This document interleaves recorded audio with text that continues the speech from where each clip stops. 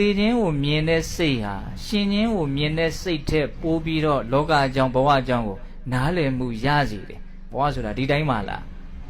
အဲ့ဒီနားလည်မှုကိုပညာလို့ခေါ်တာအဲ့ဒါအမျက်ဆုံးကုသိုလ်ဆိုတာအဲ့ဒါပဲ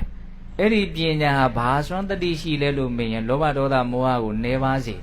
လူချင်းမမောမှုကိုလျှော့ချနိုင်တယ်မကျေနပ်မှုကိုလျှော့ချနိုင်တယ်မသိမှုကိုလျှော့ချနိုင်တယ်တော့စိတ်ပါဝင်စားမှုအပြည့်နဲ့ဒီသေခြင်းကိုကျင့်ပါများစွာဆင်ခြင်လောဘဒေါသမောဟကုံတောင်ကုံသွားနိုင်တယ်နိဗ္ဗာန်ချမ်းသာကိုမျက်မှောက်ပြုနိုင်တယ်လို့တော်မြတ်စွာဘုရားဟောတယ်သေခြင်းကိုဆင်ခြင်လို့ရှိရင်မြတ်စွာဘုရားအကျိုးကျေးဇူး9မျိုးရမယ်လို့ဟောထားတဲ့ဒေသနာရှိတယ်ဧကဓမ္မောဘိက္ခွေဘာဝိတောဘဟုလိကတောဧကန္တနေပိဓာယဝိရာဂယနိရောဓယဥပသမယဘိညာယတမ္မောဓာယနိဗ္ဗာန်ယသဝတ္တံတိလို့မြတ်စွာဘုရားဟောတယ်သေခြင်းဆိုတဲ့တခုသောတရားကိုကျင့်ပါများစွာကိုယ်စိတ်ထဲမှာဆင်ခြင်မယ်နှလုံးသွင်းမယ်သေခြင်းဆိုတဲ့အမှန်တရားနဲ့စိတ်ကိုကျင့်ပါများစွာတွေးထိပေးမယ်ဆိုလို့ရှိရင်ဒီစိတ်ဟာဘာဖြစ်လာမလဲဧကန္တနေပိဓာယသေချာပေါက်ဘဝဆိုတဲ့မကောင်းတဲ့သဘောရဲ့အပေါ်မှာညှင်းငွေးတဲ့ဉာဏ်ကိုသေချာပေါက်ရကိုရမယ်ဧကန္တနေပိဓာယဝိရာဂယဘဝရဲ့ပေါ်မှာဆွဲမဲ့မှုကင်းတဲ့အဆင့်ကိုတောင်ရောက်သွားနိုင်တယ်နိရောဓယဘဝပေါ်မှာဆွဲမဲ့မှုကင်းရင်ဘဝဒုက္ခတွေချုပ်ငြိမ်းသွားနိုင်တယ်အလွန်မြင့်မားတဲ့အကျိုးကျေးဇူးတွေကိုနော်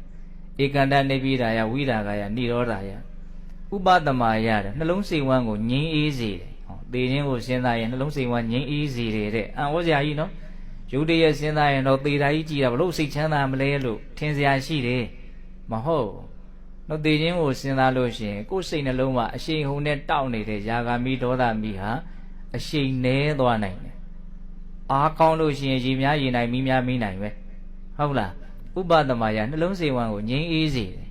အဘိညာယယုံနံတို့ရဲ့အိဋ္ဌဒုက္ခနတ္တသဘာဝကိုထူးသောဉာဏ်ဖြင့်သိစေလိမ့်မယ်ဝိပဿနာဉာဏ်ကိုတော့ရစေမယ်လို့ဘုရားတိုက်ရိုက်ဟောတာနော်သိခြင်းကိုစဉ်းစားလို့ရှိရင်တမ္မောဓာယသစ္စာလေးပါးကိုထိုးထွင်းသိတဲ့မဲ့ဉာဏ်ကိုရစေလိမ့်မယ်နိဗ္ဗာန်ယတံဝတ္တိနိဗ္ဗာန်ချမ်းသာကိုဘုံဉာဏ်ဖြင့်ဒီဘဝတွင်ကျင့်ဖန်များစွာမျက်မှောက်ပြုပြီးတော့နေနိုင်တဲ့အည်အသွေးကိုတောင်ရစေလိမ့်မယ်လို့အကျိုးကျေးဇူး9မျိုးမြတ်စွာဘုရားဟောပြတယ်။တော့သေခြင်းကိုစဉ်းစားဆင်ခြင်ခြင်းအဖြစ်နောက်ဆက်တွဲဘာတွေဆက်ပြီးတော့ကောင်းကျိုးတွေ